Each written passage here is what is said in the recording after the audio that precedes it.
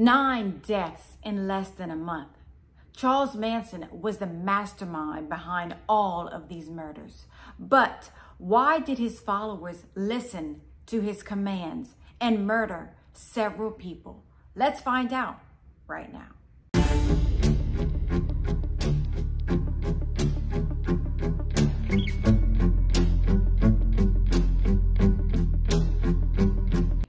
Happy Thriller Thursday, my Cajun cuties. Yes, it's me, Anne-Marie, aka the Cajun Crime Queen from Carencro, Louisiana. Cajun born, Cajun bred, and when I die, I'll be Cajun dead. I hope after this video that you like, subscribe, and comment, and don't forget to press on that notification bell so you never miss a video from me, Anne-Marie. I hope you have a beverage. I hope you have a snuggle partner or a snuggle fur partner. Those are the best. And you are ready to hear a true crime story with yours truly. And as always, I want to know, are you drinking your water? Are you staying hydrated? Are y'all getting those tickers up? Are you going for brisk 20-30 minute walks every day? Remember, just a quick 20-30 minute walk in the morning, get those endorphins up, and you are going to have an amazing day. And as always, thank y'all so much for joining me on this Thriller Thursday night as we discuss part 3 of Charles Manson. Los Angeles was in a pure uproar. I mean, everyone was shaking out of their boots. Everyone was terrified. 2 brutal murders had happened 2 nights apart. In 2 days, 7 people were brutally murdered and no one knew who the killers were. Everyone was scared. Steve McQueen apparently drove around with a gun. Frank Sinatra apparently left town. Tony Bennett, who was living at the Beverly Hills Hotel and Bungalow, moved to inside of the hotel. That's how scared everyone was. Sporting goods stores were sold out of guns and knives. People were buying everything they could to protect themselves, locking doors, locking windows, trying to secure themselves in any way they could. Cops didn't know where to begin. Marijuana and narcotics were found in the Tate home. Cops were trying to figure out who the drugs were for and who the source was. Could this have been some kind of drug deal gone wrong? The LaBiancas had gambling debts. Could this be some kind of gambling murder? The police didn't know if anything was connected. The police never stopped once and thought, could these 2 murders be connected in any type of way? The Tate murders were celebrities. The LaBianca murders were 2 middle-class people that were severely beaten and stabbed to death. No one connected them. Now, I'm going to pause right there. If that is true, that the police didn't connect these 2 murders at the beginning, that's crazy to me. 2 brutal murders happened in 2 days, and no one thinks they should be connected. In my opinion, that is the first thing that would have came to my mind, is that whoever committed both of these brutal murders was the same person or same persons. Not long after the crimes, a TV crew spots bloody clothing as they're driving.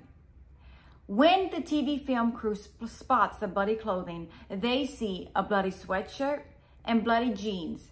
The TV film crew notifies the authorities.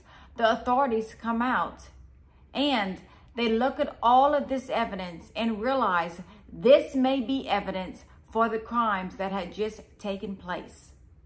It was said that the detectives were very angry and upset that a TV film crew found this evidence and not police officers. This was the clothes that all the Manson families had thrown out of their vehicle the night of the Tate murders. On the day of September 1st, 1969, little 10-year-old Stevie Rice was playing outside when he spots a gun under some bushes. He runs in the house and tells his father, I found a gun, I found a gun. Don't touch it, don't touch it. Call the police. Stevie's father calls the authorities. The authorities come out and they see the gun and they pick up the gun and place it into evidence. Stevie had seen enough TV to know not to pick up the gun. It was even said when little Stevie testified that he said, the cops put their hands all over that gun. It wasn't held properly, he said. Now, as we all know, and if you don't know, I will tell you, if you find any type of evidence, a gun, clothing, a cigarette, anything, a body, you do not put your hands on the evidence until the proper authorities come out. The police officers, detectives, the crime scene investigators, they know exactly how to pick up a gun, pick up a cigarette, pick up clothing. They know what to do when they pick evidence up. So I'm here to tell you, if you ever spot something like that, do not put your hands on it or any type of body part. Do not even go by the item, because the police know what to do with evidence.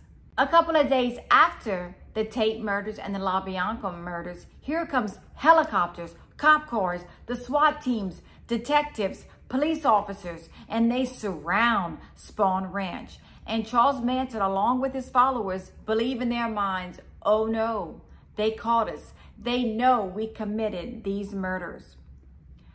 Charles Manson sees the police officers, and the police officers are shocked when they tell Charles Manson, you are being arrested for auto theft. And Charles Manson looks completely relieved, like, oh, auto theft? Oh, no problem. I've been doing that all my life. Auto theft? Who cares about that? Yeah, cuff me, take me in. Charles Manson was relieved they were not there to get them for the murders. But Charles Manson and his followers go to jail. They are released from jail. And after they are released from jail, Charles Manson says to himself, I have got to get myself along with my followers out of Spahn Ranch. We have to vacate the premises immediately, right now. And Charles Manson knew he had to go somewhere else. So where does Charles Manson go? He takes himself along with the Manson family to Death Valley. While staying in Death Valley, Charles Manson, along with his followers, are arrested once again for auto theft. Charles Manson and 25 followers are arrested when police raid Death Valley. The police found Charles hiding underneath a sink.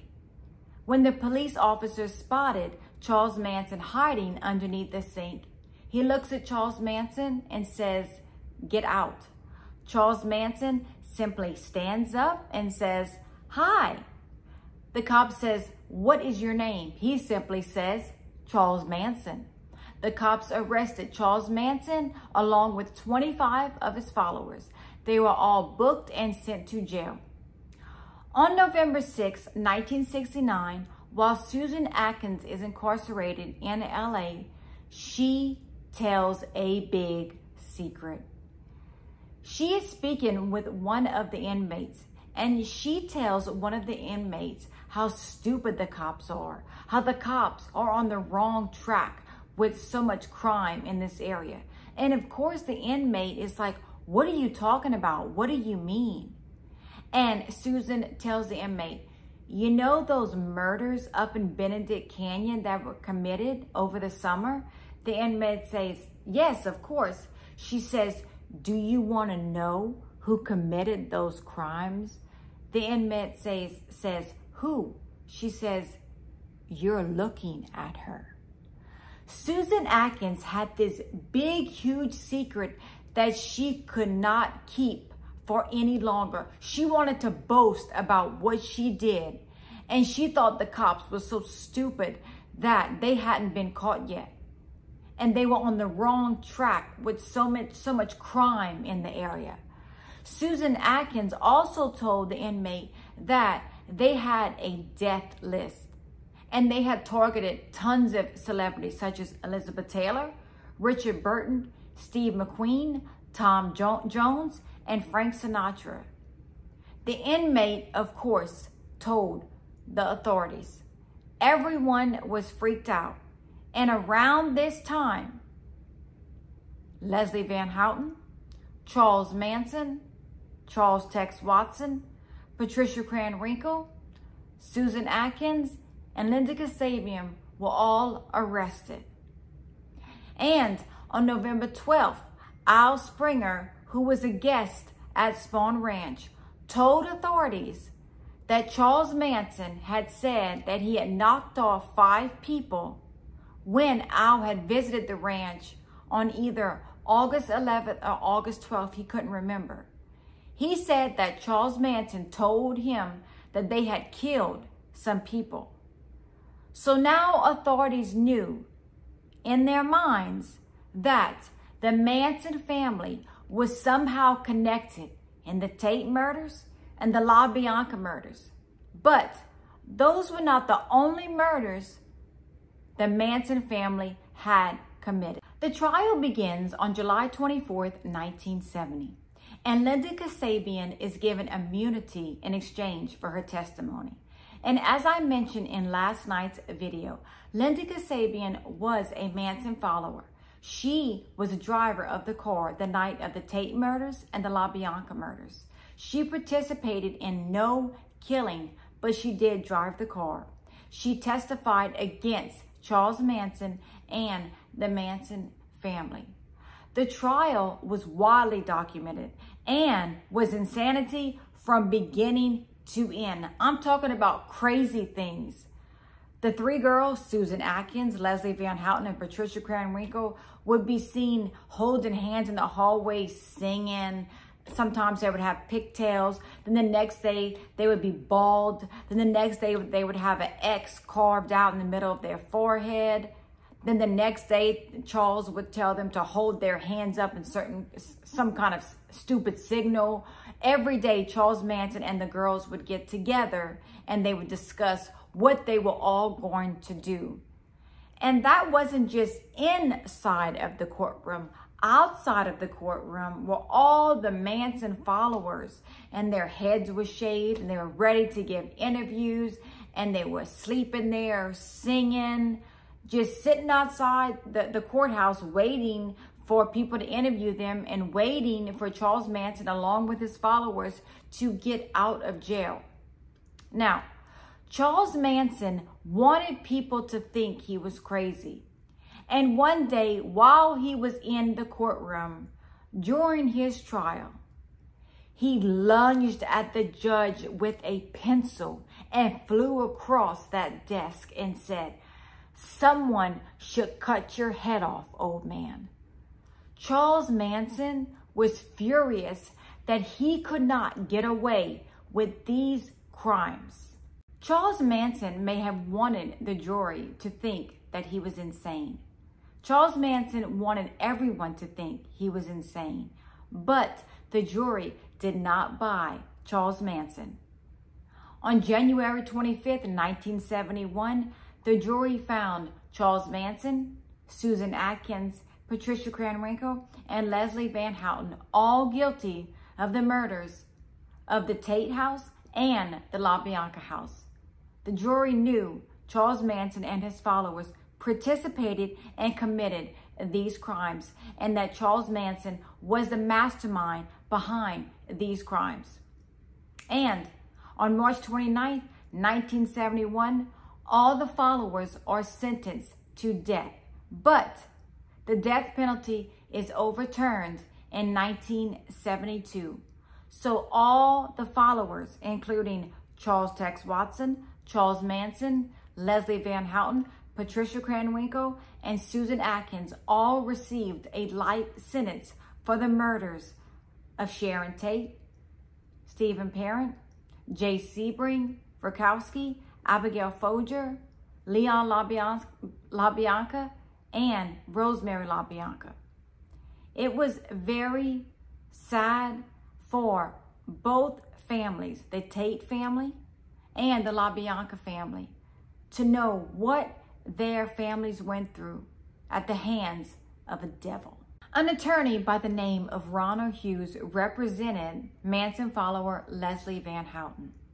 And Ronald Hughes told Leslie Van Houten, along with the other followers and their attorneys, all their attorneys told the Manson followers This is over. You don't have to do this. You don't have to listen to Charles Manson anymore. Charles Manson told the followers, make sure y'all tell the jury and the lawyers and the police officers that I had nothing to do with these crimes. This was all y'all thinking. This was all y'all doing. I wasn't there. I had nothing to do with it. I didn't tell y'all to do anything. Everything y'all did was what y'all wanted to do. All the followers' lawyers tried to convince him that you need to do what's in the best interest for you, not what's in the best interest for Charles Manson. Because Charles Manson didn't care about the followers. All he cared about himself. He wanted to make sure that he was going to get to go home and that he was going to be okay. He didn't care what happened to his followers. He was done with them. He used them.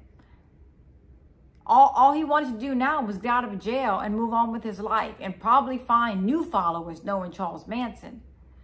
But one day in the courtroom, when Charles Manson saw Ronald Hughes, he looked at him, pointed at Ronald and said, I never want to see you in this courtroom again. And we never saw Ronald Hughes again. Ronald Hughes was reported missing, and his body was discovered 6 months later. It was so badly decomposed that no cause of death could be found. It looked like it was found under a rock, like he had been pushed or hit over the head with something. We don't know what happened. All we know that Ronald Hughes was gone. And to this day, we don't know what the cause of death was, but he was found near a rock. So in my opinion, this is my personal opinion, I think he was pushed off a cliff. I think he was hit in the head with a rock, or a rock was pushed on him. I don't know what it could be. But authorities received an anonymous call from a former Manson family member, and they stated that Ronald Hughes was murdered by the Manson family. Do I believe that? Absolutely. I believe that even though Charles Manson was behind bars, that he had his family murder Ronald Hughes. Charles Manson believes that the district attorney murdered Ronald Hughes. He believes that Ronald Hughes was pushed off by a cliff, and he believes it was a district attorney at the time. Do I believe that? No. But I don't believe anything that comes out of Charles Manson's mouth. The man is crazy. The man says crazy things.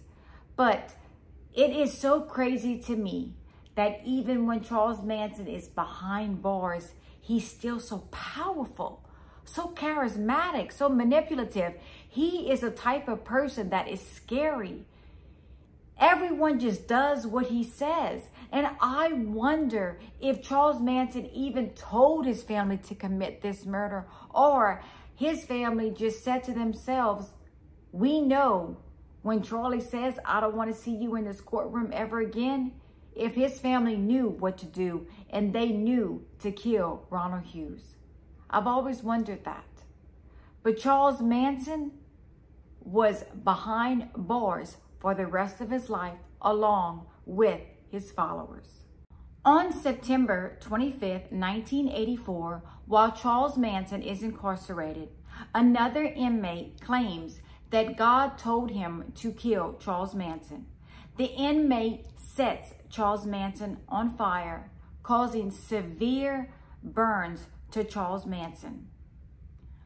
On September 24th, 2009, Susan Atkins passes away from brain cancer while incarcerated. On July 11th, 2023, Leslie Van Houten is released from prison. Charles Tex Watson is still in prison today. And while he has been in prison, he fathered not one, not two, not three, but 4 children. Y'all, please tell me how that works. Please tell me how that works, because I'm totally confused by that. How is that even possible? And who would be sleeping with a serial killer? That That's crazy to me. How did he father 4 children while incarcerated? Y'all put the comments down below and y'all tell me, how does this happen? Because I'm confused. I didn't know people could be having sex in the prison. But hey, y'all let me know. Maybe I'm blinded by that. I don't know. Patricia Krenwinkel is still in prison and is now the longest California female inmate that has ever been incarcerated. She is still there to this day, which I'm a little confused about, because if Leslie Van Houten was released in July of 2023, why isn't Patricia Krenwinkel released? What's going on there? I'm going to do some more research into that case as well. And on November 19th, 2017, at the age of 83, Charles Manson passes away from natural causes. Now, the Tate family and the LaBianca can finally know that their family members can rest in peace. My final thought, I always give y'all my final thought. And my final thought is, I believe that Charles Manson had severe mental issues. I do believe that Charles Manson was a very manipulative person. At the young age of 6, he was telling girls to go beat up someone that he didn't like. At the age of 9, he was setting his school on fire. At the age of 13, he was committing robberies, stealing cars, breaking into gas stations, robbing grocery stores. Charles Manson had a very criminal background from a very young age, but he did have a very troubled childhood. His mother, she was in and out of jail. She was giving him away, trying to place him in foster care, sending him to his aunt and uncle's house. So Charles Manson didn't have the happiest upbringing, but so many people don't have a happy upbringing and they turn out just fine. They're not cult leaders and mass murderers and serial killers and have tons of followers telling people to kill people. So he can't blame his childhood for the things that he did in his future. Charles Manson told his followers what to do, what crimes to commit, who to have sex with, when to eat, when not to eat, and what to do. And they believed him. And why is that? Because Charles Manson preyed on the weak. He knew exactly what to say to girls that had low self-esteem, that were runaways, that were self-conscious, that were easily controlled. He knew what to say and what to do with these women.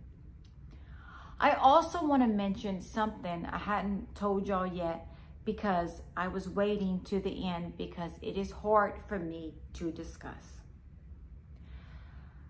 Sharon Tate, as y'all know, was brutally murdered by Charles Manson. And her husband, Roman Polanski's mother, was sent to a concentration camp. And it was said she was murdered in a gas chamber, as ordered by Adolf Hitler. A lot of people in the world say, when you ask them, who are the 2 worst people and evil people in this world? And you always get the same answer: Charles Manson and Adolf Hitler. So Roman Polanski had the 2 most evil human beings murder his mother and his wife.